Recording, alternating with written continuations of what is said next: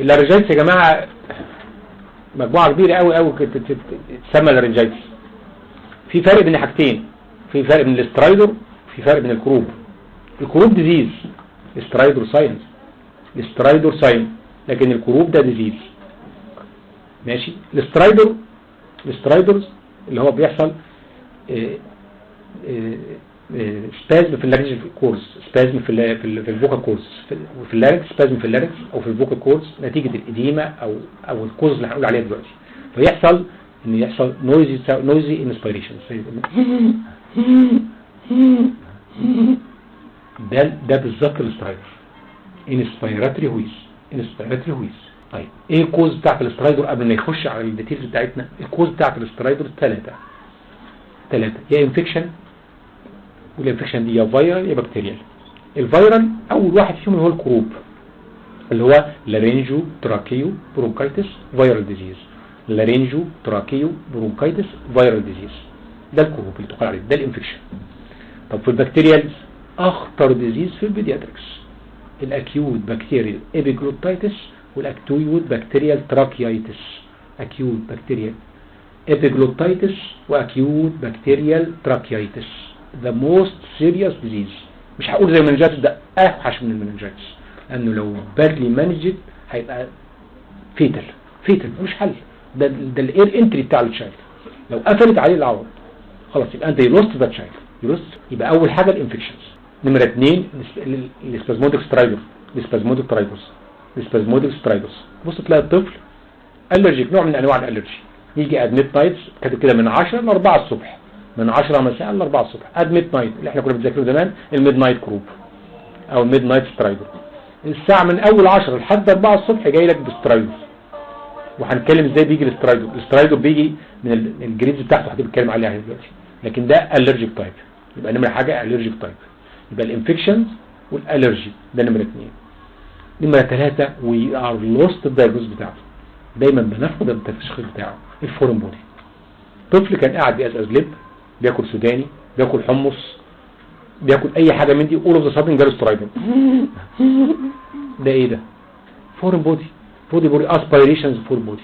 اوعى تنسى الفورين بودي، مش هيتشخص الا بالهيستوري، دايما يحصل كومون قوي في الانفانسي. بياكل اول مره بياكل فول سوداني وبتاعه وقام شرق يجي له اسبيريشن، تخش اسبيريشن يوقف على الرانكس عامل لك كروب، فيري باد كروب، بيبقى فيري باد كروب، وده فورين بودي. ولذلك اكسكلود الفورين بودي قبل اي حاجه. اكسكلود بودي ما انساش ابدا مره والله من 6 سنين، ما انساهاش ابدا الموقف ده، ما انساهوش ابدا. برضه كان احد معايا من الامتياز ما شاء الله عليه قاعد في نواتشي في الاستقبال، فالواد دخل بالسترايدر، فقالوا له يا جماعه ده فورين بودي. قالوا نعمل اكس راي، عملوا اكس راي لقوا اللنج كولابست، قفلت اللنج خالص وعامله باتشي على الميدياستاينم، باتش كده جزء باتشي كونسوليديشن على الميدياستاينم، وبقيه الحته ما فيهاش لنج خالص، بقيه السايد ما فيهوش لنج خالص. فيقولوا لا ده انكريز برونكو فاسكولار ماركينجز وبتاع. فراح المهم دخل على بتوع الاي ان تي، قال لهم يا جماعه ايه رايكم في الاكس راي ديت؟ قالوا له ده فورين بودي وعملوا استراكشر لللنج والاسترايدر ده. طب والحل؟ قالوا هاتوا يوم السبت الصبح. ساب النبطشيه الصبح وقال على الست تعليم السبت الساعه 9 الصبح، خدوا الزمايل بتوع الاي ان تي الصبح ودخلوا بالريسكوب لقوا فورين بودي، طلعوه او البلانج انفليتد تاني. كنت في منتهى السعاده لان كان بيجي لي يومين بيقول لي انا كنت قاعد في الاستقبال حصل كذا وكذا وكذا، ايه رايك؟ قلت له ده فورين بودي. راح تاني يوم قال لها ده فورين بودي، وثالث يوم قام عامله لها شايله لها. بقيت سعيد جدا انه شخص فورين بودي من هيستوري، من جاست الشرح بتاعنا اللي احنا بنتكلمه ده. انا بقول لكم انا بشتغل براكتيك، انا بشرح لكم مواقف هتقابلكم في حياتكم ما شاء الله. قلت لكم مش عايز ابقى ساينتفك، مش عايز ابقى كله كلام نظري، لا ده احنا عايز براكتيكال كلينيكال، الحاجات اللي تعرض لها ايه اللي ممكن تتعرض له. افرض ان هو فورين بودي، مره برضو كذا مره تيجي حاله بتقول اسبيريشن، لا اطلع على طول على الجامعه وخش على الانف واذن، ما تروحش اطفال، خش على الانف واذن عشان يعملوا لارنجوسكوب ويبصوا على اللارنكس ويشيل الريموف الفورين بودي. وبرضه في السعوديه ايام ما كنت شغال مع الدكتور ابو بكر بحيري والله كذا مره تيجي حاله ويزي شيست مش واصلين للدايجنوز، تعالى دكتور ابو بكر يخش يلاقي حته سودانيه صغيره لازقه في الميوكس ممبرين بتاع الرايت سايد بتاع التراكيه وعامل لنا سبازم على الرايت لانج كلها، تبقى لوكالايزد ويزنج، فشخصها لنا فورين بودي. ماشي، ادي بالنسبه للفورين بودي. التريتمنت هو التريتمنت بتاع الثلاثه، بس مع بعض الاعتبارات للايه لحالات الايه الاكيوت بكتيريال ايبيجلوتايتس والاكيوت بكتيريال براكيايتس. التريتمنت يا جماعه كان زمان كان الكلام كتير قوي في التريتمنت، لكن سبحان الله دلوقتي انا بقرا برضه السنه دي وبقالي فتره بقرا عليه كتير قوي كروب، لقيت التريتمنت بقى قصير بس الستبس 1 2 3 4.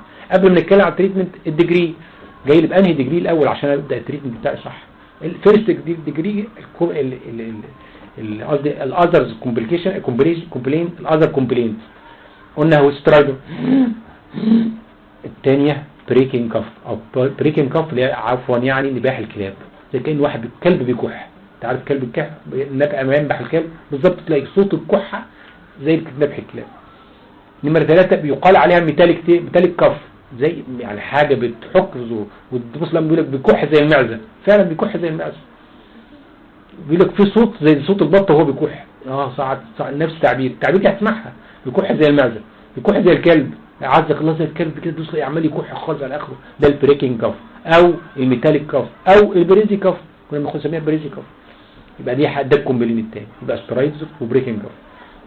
لو جريد فيفر ما هي فايرال، ما فيش فيفر خالص وجاست كومن كولد بتاع برضه فايرال، ما فيش اي حاجه خالص، يبقى الاحتمال كبير قوي تكون الرجيك، احتمال تكون قوي فيفر وتوكسيك ومع الكومبلين ده يبقى دي اكيد بكتيريا، يبقى اكيد بكتيريا. التريتمنت زمان كنت كل محاضره عندي اقعد اقول لهم اسبيريشنز والانهاليشن اوف مويست. المويست اللي هو ايه؟ الميست عفوا، انهاليشن اوف ميست. انتوا عارفين الميست هو ايه؟ بخار التلج.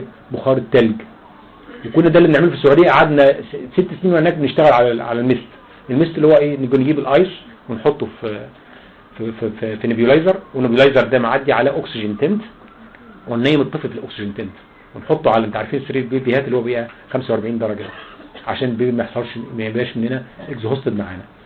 وكنا بنحط الميست. بقالي سنه بالظبط بقرا فيها دلوقتي يقول لك ميست هاز نو رولز في الكروب. كان برضو النجار كاتب ملحوظه حلوه قوي، قال لك ان يوزنج evaporated waters يعني بخار الميه العادي will improve the conditions but the exact cause is unknown. مش عارفين بيعمل ايه.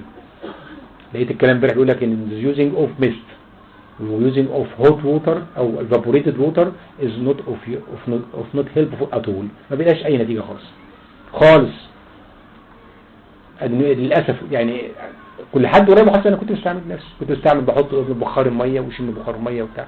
بالعكس لو استعملت بخار الميه السخن هيزود لك الكانديديازيس والانفلاميشن اكشن. بلاش تستعمل اي ميست ولا هوت ووتر، ممنوع نستعمل الحاجات دي خالص. قال لك التريتمنت بيتلخص في 3 حاجات. اول حاجه كورتيكوستيرويدز، لازم تدي كورتيكوستيرويدز، والاختيار بتاعه الديكساميثازون انتراماسكولارلي. الدوز بتاعته كاتبها بدوز واسعه قوي من 15 مللي جرام، 15 من 100 مللي جرام اب تو 6 من 10 مللي جرام. من 15 من 100 مللي جرام اب تو 6 من 10 مللي جرام every 12 hours. بس عيب الديكساميثازون ان هو بيبقى ليت اونست شويه، فبقى هيتحسن بعد ساعه او ساعتين. يتحسن بعد، لكن الهاف لايف بتاعت الديكساميثازون قال لك 12 اورلي، ممكن بي جود فيري جود.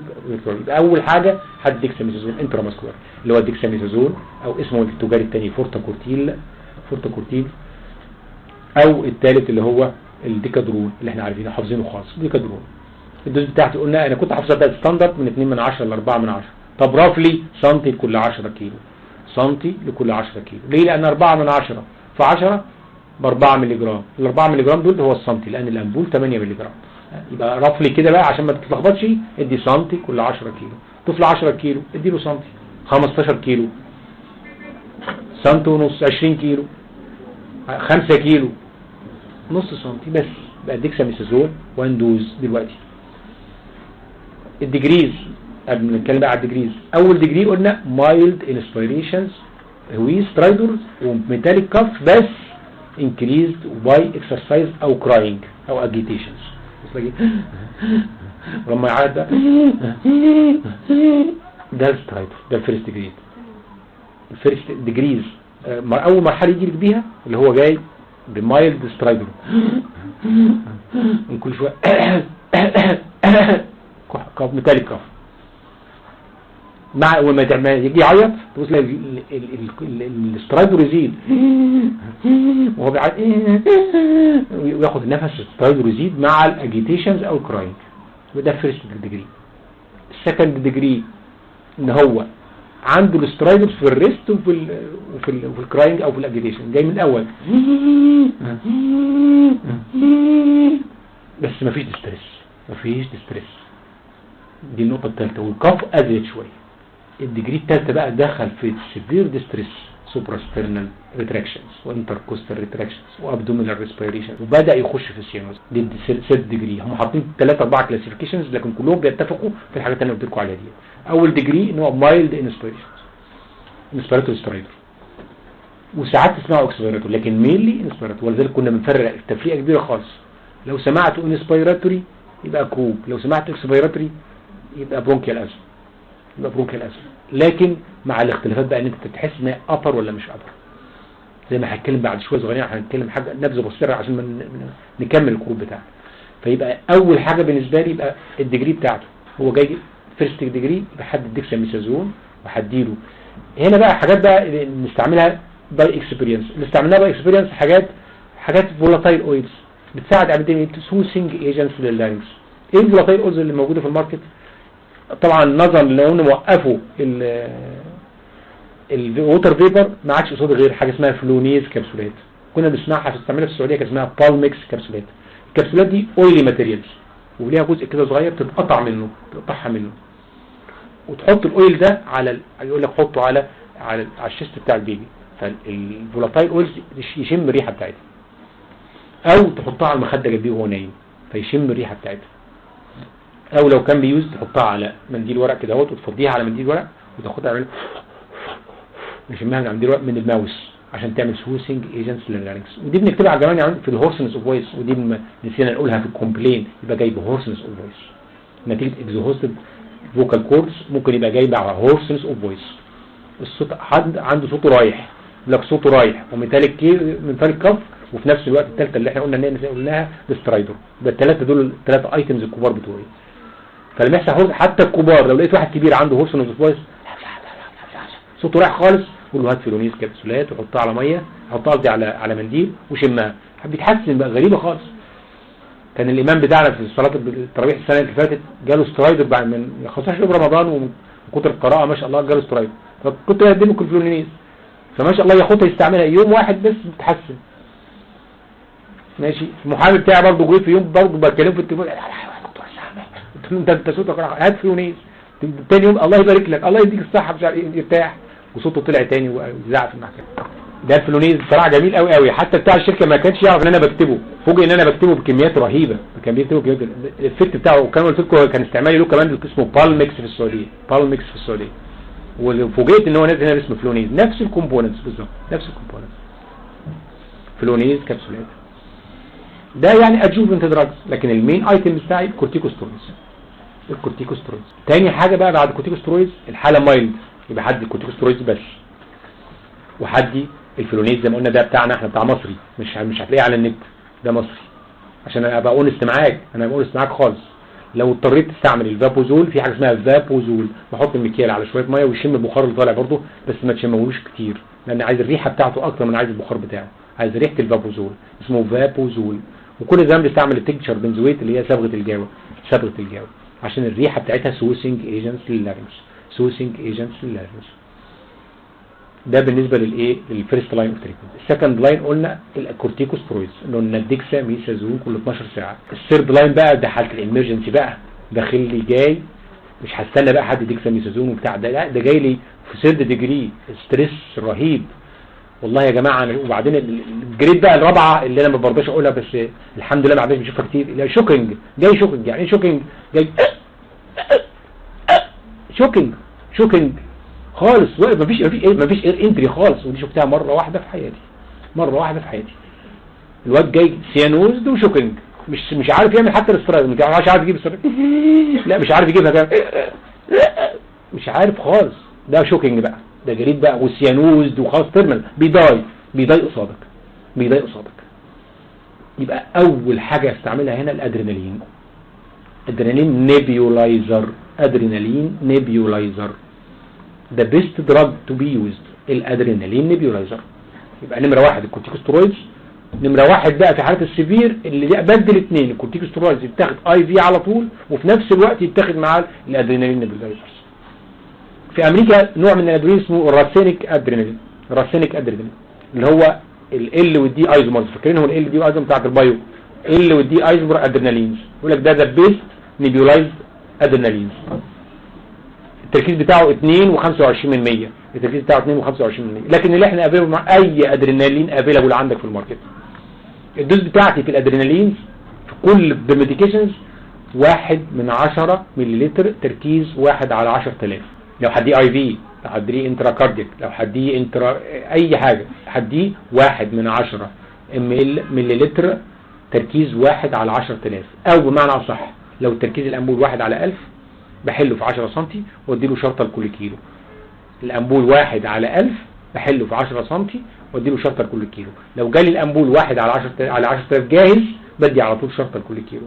لكن في حاله الكروب ما تحسبش دوز، اكسر الامبول زي ما هو وحط الامبول في النيبيولايزر بحاله وحط معاه 1 سم نورمال سلاين ودي نيبيولايزر، لان كريتيكال سلايد سيرتين. مره انساش ابدا، مره كان عندي حاله برونكيولايتس وكانت ريزيستنت للتريتمنت، فعشان كانت حاله انشورنس بتاعت شركه، فاللي جاي بيعملوا فول اب من الكونسلتنتس الامريكان، يعني شركه بترول وبتبقى ليها سوبرفايزر على المستشفى يبعت لك الكونسلتنت الامريكي بتاع الشركه يشوف انت ماشي صح ولا غلط. فكانت حاله برونكيولايتس، فادينا لها ميديكيشنز لدرجه ان هو بدانا بالبرونكو دايليتور زي ما هنتكلم ومش عارف ايه، وادينا كل حاجه ومفيش ريسبونس، وحطينا الامينوفيلين مفيش ريسبونس. لما جه الراجل بيقول لي انتوا بتزودوا الميديكيشنز اكوردنج للكومبلين، قالها لي بالانجليزي والله بالحرف واحد، قال لي يو ار جيفينج ذا ميديكيشنز اوفر اكوردنج تو ذا كومبلين اوف ذا فارما. يعني كل ما الاب يشتكي تزود له ميديكيشنز، كل ما الاب يشتكي تزود له ميديكيشنز، ما ينفعش، ذاتس رونج. فدخلنا في التطرق في الكلام في الحديث. طبعا انا كنت مش هكذب عليك، كنت واقف ارتعش. كونسلتنت جاي لي من امريكا مخصوص عشان حاله عندي في المستشفى، والكونسلتنت بتاعي انا بقى اللي هو مسؤول عن الحاله، الاسم مكتوب على الحاله، قاعد في عيادته وعمال يكتب ولا بيكاكا. فالمهم فقعد يقول لي طب انتوا عندكم كول اوف امرجنسي، دايما هناك كان حاجه اسمها 1220 ده كول امرجنسي، يعني حاله بتضاي 1220 روم 4110 مثلا، يعني ان الحاله بتضاي في 400 4001. تبص تلاقي التيم بتاع الريسوسيتيشنز يجري بسرعه كله، حتى المستشفى كل الدكاتره تروح ويعملوا ريسوسيتيشنز زي ما بتشوفوا الامرجنسي، حالات الامرجنسي. والله يا دكاتره كنا بنشتغل زي حالات الامرجنسي كول، يجي الامرجنسي كول نطلع كلنا. مره كان المستشفى ابدا كان معايا واحد ميديسن او كارديولوجيست ما كانش بيعرف يعمل انتيوبيشنز، فكانت الحاله بتضايق فمطلوب يعمل انتيوبيشنز، في جنبه ايوه يا حمدي يلا جدع برافو خش يلا اهي اشجعه وخلاص. وبعد ما يخلص بقى هو يخش الانبو، انا اعمل كاردياك مساج وهو الانبو والترين بتاع السي بي ار او السي. فكان في امرجنسي كول عندنا، فكان في امرجنسي كول، فسالني على امرجنسي كول وسالني على الدوز اوف ادرينالين. كانت المفاجاه بالنسبه لي ان هو بيسالني على الدوز اوف ادرينالين، فقلتها له صح 1/10 سم كل كيلو. قال لي دكتور سامح يو كان انكريز ذا دوز اب تو 10 تايمز في حال ان كيس اوف امرجنسي، ودي قاعده عمري ما هنساها. يعني الدوز ممكن تتضاعف 10 مرات، ده لايف يا جماعه، ده لايف ثريتنينج في حاله النيونيتس في الريسوسيتيشنز او في حاله الكروب. يو كان انكريز ذا دوز 10 تايمز الدوز. ليه؟ لان دي حاله داينج لازم تدي الادرينالين على دوز عاليه خالص الماكسيمم دوز جيفن. وده كمان بتديها سيف لان انت بتديها انهاليشن، لا بتديها انترافينوس ولا بتديها انترا كاردياك، بتديها انهاليشن. وزي ما هنتكلم على السي بي ار في حالات اليونيتس هنتكلم عليها جامد ان ديتيل ان شاء الله. يبقى ادرينالين مع سنتي، بس مع شرط صغير، حطوا الشرط ده على النت مشترطه دايما، ما تروحش العيان قبل 3 ساعات بعد ما تدي الادرينالين. اوعى تروح العيان بعد ما تدي الادرينالين ب3 ساعات، قبل 3 ساعات. ليه؟ خوفا ان يحصل تاكيكارديا، حصل اي مشكله. لكن لو انت شامع الشيست كويس، احنا هنا للاسف بندي ادرينالين يلا روح مع السلامه، وانا ساعات بعملها مش هكذب عليك، لكن ساينتفيكالي ما يصرحش تروح قبل 3 ساعات، لكن احنا ساعات بنديها بنروح العيان لما تيجي تحسن، بالذات ان متاكد ان العيان ده كويس والهارت بتاعه كويس، وانا سامعه قبل كده 100 مره، والجنرال كونديشن كويس، يبقى السكند دراج في ادرينالين. حتى جاي في النت برضه تحت خالص في الايميديشن كاتب ان يستعي كان يوز النورمال ادرينالين بدوز 1/10 كل كيلو وانكريز اب تو 10 تايمز في حاله النيبيولايزر. عشان كده بقى ما تحسبش دوز ولا حاجه، اكسر امبول الادرينالين وحطه. الغريب خالص بقى ساعه ما ناخد ادرينالين تلاقي الاسترايد بدا يخف، الاستريس راح، ديستريس ويا سلام بقى لو كنت اديتي كورتيكوستيرويدز معاه في نفس الوقت بص تلاقي الريليف باذن الله تعالى وبفضله بتبص تلاقي 99% من الحالات بتمبروف على الكورتيكوستيرويدز والادرينالين. لو ما حصلش تحسن على دولت يبقى you have no way you have to call ENT اول حاجه الانستيست عشان يعمل لك intubations. وعلى فكره يا جماعه بيبقى very difficult intubations ولذلك بيستعمل very small endotracheal tube very small endotracheal just ان هو يعدي الاير من التراكيه just يعني ده اللي عملناه في الحاله اللي كنت على واحده مره واحده في حياتي بس عملنا intubation للحاله. اول ما اتعمل intubations البيبي سرفايفد وحطيناه على التيوب وحطيناه خلينا التيوب موجوده لحد ما دي ما ريليف والبيشنت بقى كويس عملنا اكستوبيشن ماشي. ده بالنسبه للايه يبقى الاول حاجه كورتيكوستيرويدز. نمره 2 الادرينالين. نمره 3 لازم تكون انستيست عليه سيانوز لازم تاخد انستيست. نمره 4 اخر حاجه لاين بقى لو هو ما عرفش يعمل انتوبيشنز ودي طبعا كلها اجزام ان خلاص ما عادش تتعمل يركب تراكيوستومي تيوب.